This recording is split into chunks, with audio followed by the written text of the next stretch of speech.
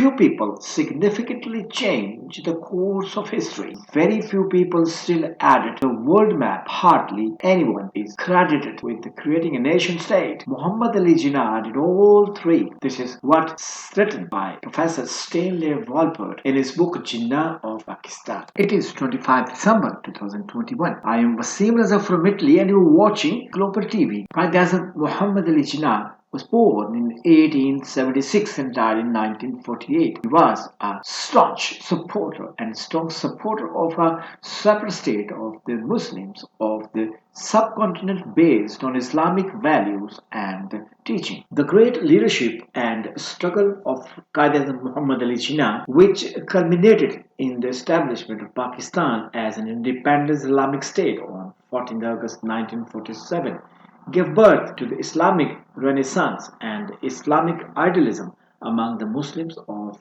subcontinent.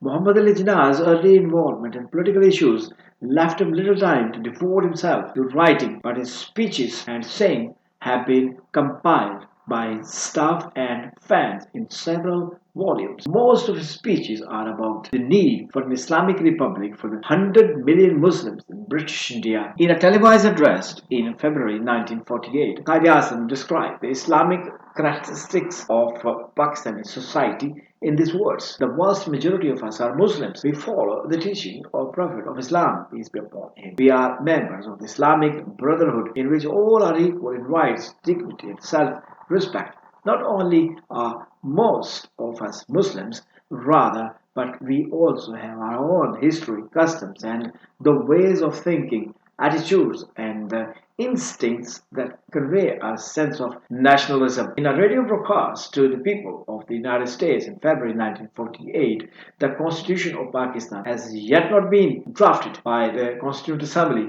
of Pakistan. I don't know what the final form of the Constitution will be, but I am sure it will be the democratic style, embodying the basic tenets of Islam. Quaid-i-Azam Muhammad Ali Jinnah supported the cause of women, advocating the equal participation of women in social and national life according to the Islamic thinkings. In the great task of building the nation and maintaining its unity, women have to play the most valuable role.